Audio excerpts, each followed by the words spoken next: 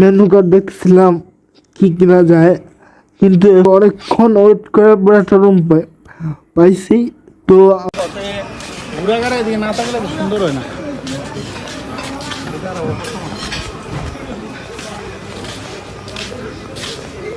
আজকের ভিডিওটা একটু মনোযোগ দিয়ে দেখবেন। ভাবলাম বাড়িতে আসার পর একটু ঘুরে আসি। এ হচ্ছে আমার মামাতো ভাই সবাই, এদেরকে দেখলে মনটা ভালো হয়ে যায়। আর এদিকে আমার বোন আমাকে রেডি করে দিচ্ছিল, দেখতে পাচ্ছেন আমাকে জুতা পরে দিচ্ছিল আমার বোন। এটা আমার ছোট মামার ছেলে। আমাদের বাড়ির পাশে একটা ক্যাফে আছে, তো আজকে ওখানে যাব। আমাদের বাড়ি হচ্ছে কদমতলি, আর আমরা যেখানে যাব ওইটা হচ্ছে হরিপুর, বেশি দূরে না। তো আমার গাড়ি যেহেতু টেসলা গাড়ি, ইলেকট্রিক খুঁজছি। আর তো সবাই মিলে গাড়িটা রেডি করে দিচ্ছিল।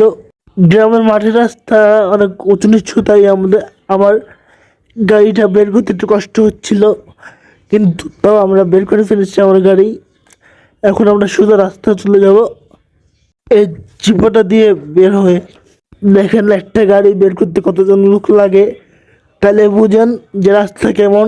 তো আমরা এখন মেন রাস্তায় চলে আসলাম। আমরা মোট 3 জন যাবো, আমি, আমার বন্ধু, আমার মামাতো ভাই। তো রাস্তা দিয়ে যাওয়ার সময় আমাদের গ্রামের মুরব্বীদের সাথে দেখা হয়ে গেল। ওরা একসাথে আড্ডা মারতে ছিল, তো ওদের সাথে কথা বলে আমি ক্যাফের উদ্দেশ্যে রওনা দিলাম। কিন্তু তখনই দেখি আমরা চলে যাব এমন সময় দেখি আব্বার বড় ভাই এসে, আমার যারা আমার আব্বার বড় ভাই ছোট ভাই সবাই আছে। আফসোস খালি আমার আব্বাই দুনিয়াতে নাই। রাস্তা দিয়ে যাওয়ার সময় আপনারা যে বিল্ডিংটা দেখতেছেন, ওই বিল্ডিংয়ের বয়স প্রায় 110 বা 120 বছর হবে। যারা যারা গ্রামে থাকে তারা জানে সবাই যে আসমানিয়া ব্রিজ ভাঙ্গা। তো যে গাড়িগুলো আসমানিয়া দিয়ে আরও কথা ছিল, ওই গাড়িগুলো সব হরিপুর ব্রিজ দিয়ে আসে। তাই ভয়ে আমি বন্ধু বললাম, বন্ধু তুই চালা, আমি চালালে গাড়ি গাতা ফলে দিব, নাহলে খালে ফালে দিব, আর নাহলে গাড়ি আমি চাঙ্গি তুলে দিব। কারণ এই রাস্তাটা অনেক উঁচু নিচু রাস্তা, তাই। আর এই বিল্ডিংগুলো দেখতে পাচ্ছেন, এই বিল্ডিংগুলো রাতে অনেক ভয়ঙ্কর, তাই এখানে কেউ থাকে না, শুধুমাত্র আমাদের কদমতলি গাড়িগুলো রাখা হয়। আর একটা মজার বিষয় হলো যে আমরা যে জায়গায় যাচ্ছি ওই জায়গায় আমার আব্বার নানির বাড়ি। যদি দেখাতে পারি দেখাবো।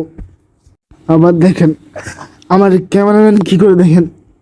আর ভাই এ রাস্তাটা এত বড়, হরিপুরের এ রাস্তাটা এত বড় বলার বাইরে। হাঁটতে হাঁটতে যান যাবো গা, কিন্তু রাস্তা শেষ হবো না। একটু আগে যে বিল্ডিংটা দেখলেন, ওই বিল্ডিংটা আমি 3 বছর ধরে দেখতেছি, খালি হইতে আছে এরকম ভাবে আছে। আমি রাস্তাটা টেনে দিই, কারণ এত বড় রাস্তা দিয়ে বগল করা সম্ভব না। তো আমরা রেস্টুরেন্ট ঘিরে চলে এসেছি। আমাদের ডান পাশে একটা ব্রিজ আছে, যেটা যে ব্রিজের কথা আমি একটু আগে বলছিলাম। এটা দিয়ে এখন সব গাড়ি যায়। আর আমার চারপাশে যে ঘরগুলো দেখতে পাচ্ছেন, এইগুলোই রেস্টুরেন্ট না, শুধুমাত্র খাবার অর্ডার দিয়ে এই রুমে বসে খেতে পারবেন।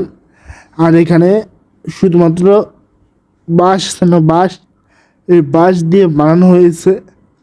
ইট বলো সিমেন্ট অনেক কম ইউজ করা হয়েছে। আর এখানে প্রচুর মানুষ, কারণ আমি ঈদের পরের দিন গেছিলাম, তাই ভিডিওটা একজন পরে এডিট করতেছি। এখনও লাইটিংগুলো দেয় নাই, লাইটিংগুলো বিকেলে দিবে।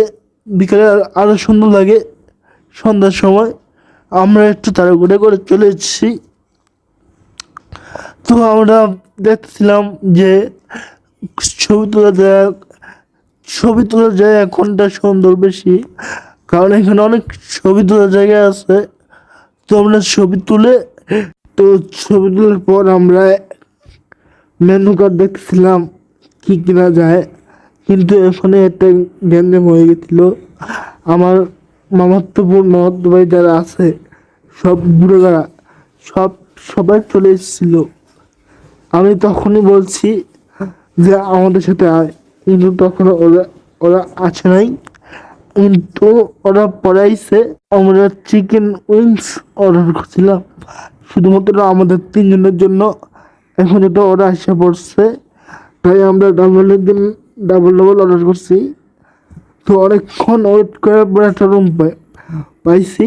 তো আমরা এখন ঠান্ডা হইতেছি, কারণ বাইরে প্রচুর গরম। তারপরে খাওয়া দাওয়া করলাম, মজা করলাম, একটা ডায়লগ দিই, আহা কত সুন্দর খায় রে, খাওয়ার জন্য ওরা সেরা রে। পরে আমরা যখন চলে যাব তখনই লাইটগুলো জ্বালাই দিছে। আমি বলছিলাম যে আমার আব্বার নানির বাড়ি এখানে, তো চলুন আমি আব্বার নানির বাড়িটা আপনাদেরকে দেখাই। এখন তো রাত আর বিল্ডিং হয়ে গেছে ওখানে, তাই ভালো মতো বুঝবেন না, তাও টুকটা দেখাই দেই। আবার ইনশাল্লাহ দেখাবো, এক সময় করে দেখাবো আব্বার নানির বাড়িটা। তো আমার জন্য সবাই দোয়া করবেন। আল্লাহ হাফেজ, দেখা হবে পরবর্তী ভিডিওতে একটু দেখাই। এটা এটা হলো আমার কাকার বাড়ি। আল্লাহ হাফেজ।